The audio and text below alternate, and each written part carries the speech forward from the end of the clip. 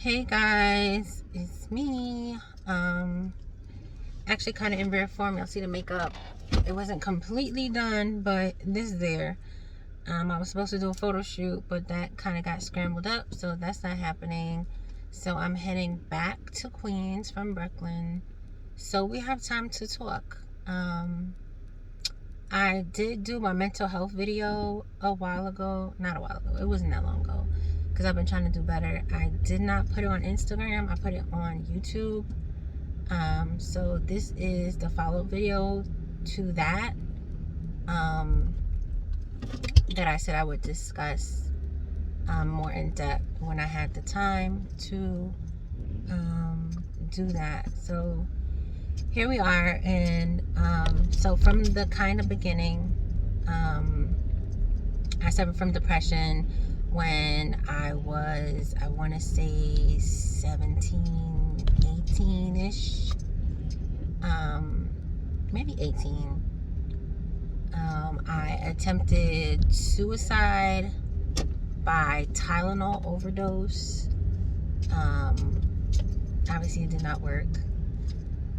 I was in a very, very, very bad place mentally. I had a lot going on with everything, with my family, with the people I was dealing with romantically, if you want to call it that.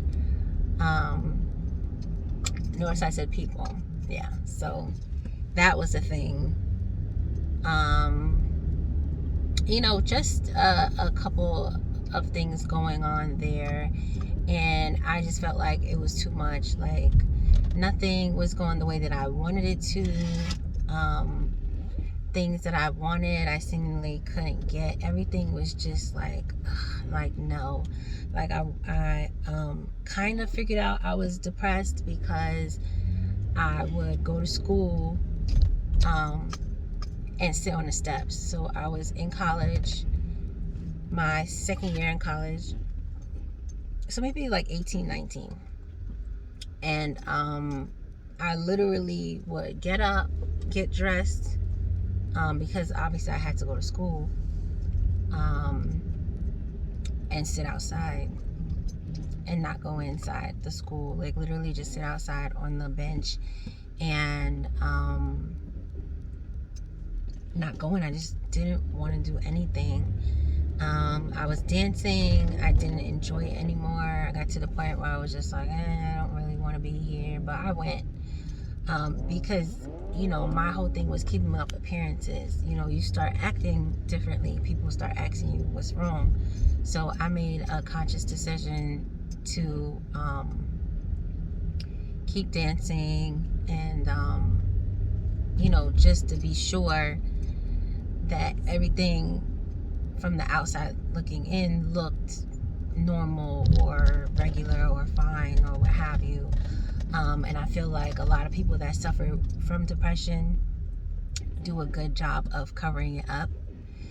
And that's usually why people are always like, oh my God, I didn't even know. I had no idea. And a lot of times people internalize it like, oh, I should have known.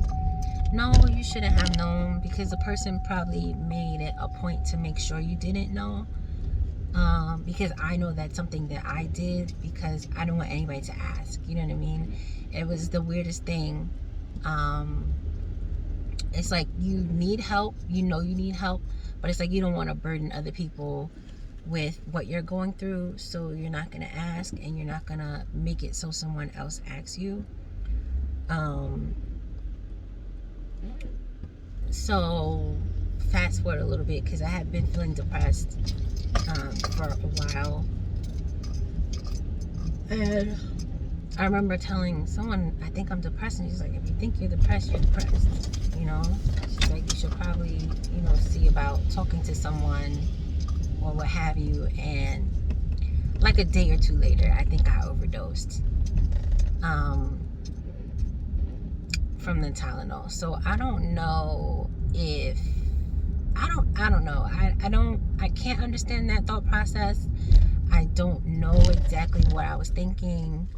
I do know that I was just tired. I just felt like this is it. And obviously the the things that you usually hear. No one would mind, no one would care. And just nothing was going right. Everything was wrong, and I was just done. And in that moment, I took the pills, and I called like 2 people, and I told them. And that to me was kind of like, okay, maybe I didn't want to die. You know what I mean?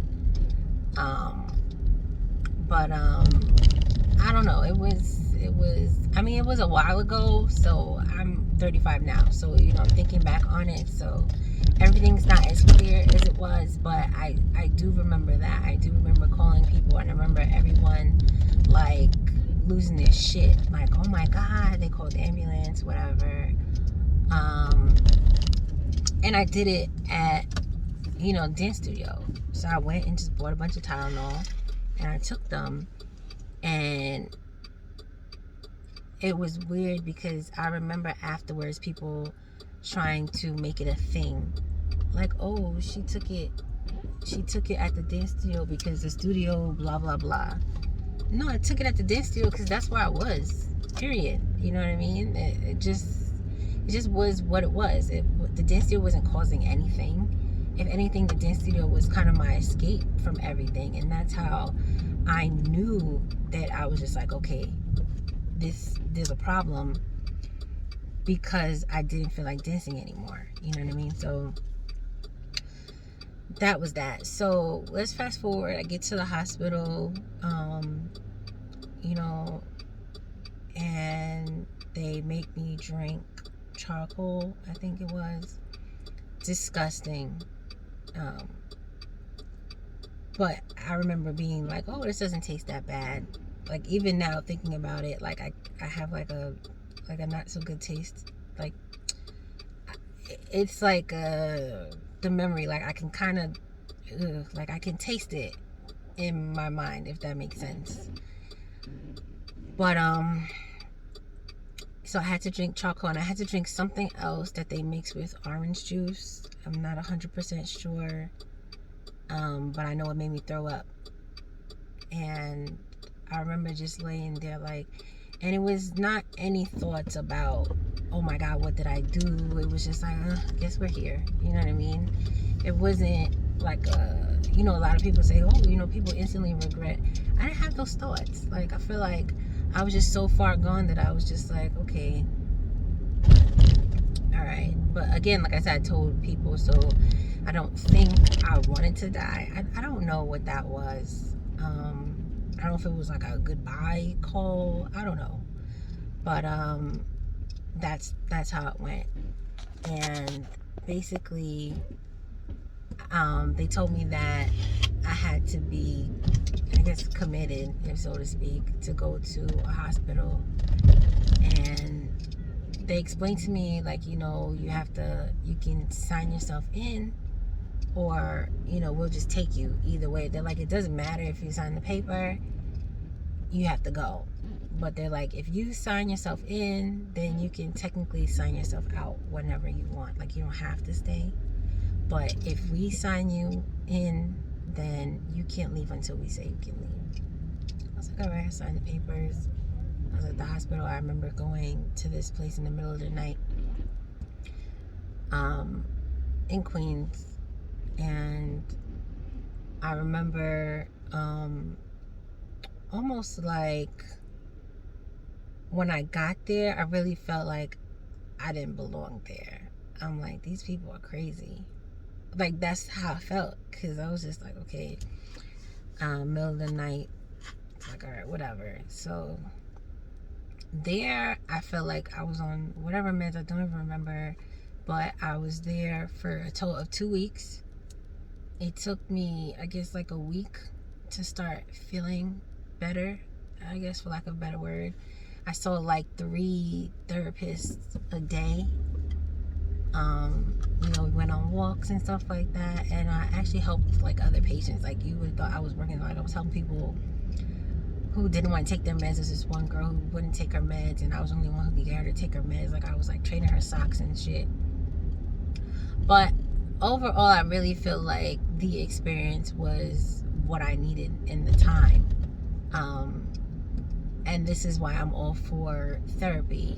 You know, there is a stigma behind it, and there is a lot that people automatically think negatively when they think about therapy. Oh, you're crazy, you're this or that. Not necessarily, you know what I mean?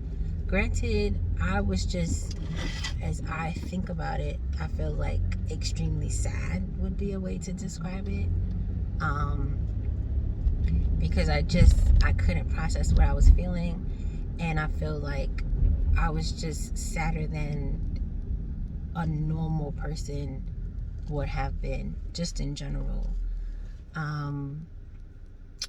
So I was there for a week, and I remember one of the therapists saying to me, like, what happened? I'm like, what do you mean? He's like, because this morning it's like night and day. Like, you're a completely different person than you were when you came in. And I'm like, I don't know. But I really feel like they helped me process what I was feeling in different aspects. And the important thing is to be honest with them, because that's also a thing that people do. They're like, oh yeah, I go to therapy, but I didn't tell the truth, or just then. They're like, why would you do that? You're basically sabotaging yourself.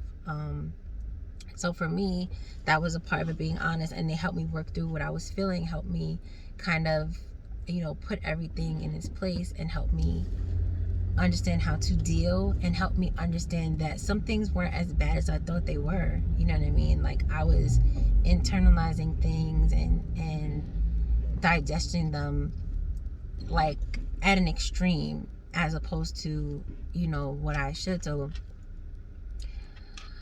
I'm not gonna go that much into that, but that's basically it. That's the beginning of my mental health journey, and why I'm so adamant that everyone should go to a therapist at some point in their life, and not be afraid of it. Because I feel like a big part of it is fear of what people might think about them, fear of how it might look, but for me, I don't see it going wrong as long as you feel comfortable with the therapist that you have, and you feel ready enough to open up and tell somebody exactly what's going on in your head. I feel like it should be a positive experience for you, and anyone else. So that's that for now. I don't want to make this video extremely long, but that's just the tip end of my mental health journey, and why I am so adamant about people taking care of their mental health and seeking help and getting help when you need it. Sometimes it's not an extreme, I want to kill myself, but sometimes it's just like, oh my God, I'm sad all the time, or I don't like how I'm feeling, I'm off, I'm not myself. Those feelings deserve therapy, honestly. Because if you can recognize that something's wrong, something's off, and you're not yourself, then that's a good indication that, maybe you can go and try to see someone to help you understand what's going on with your mental and maybe your body and whatever else. So that's it for now, guys. I hope you didn't hate this video. I'm joking. So again, feel free to message me with questions, comments, and concerns. If you have any ideas of topics I should cover, feel free to do that as well.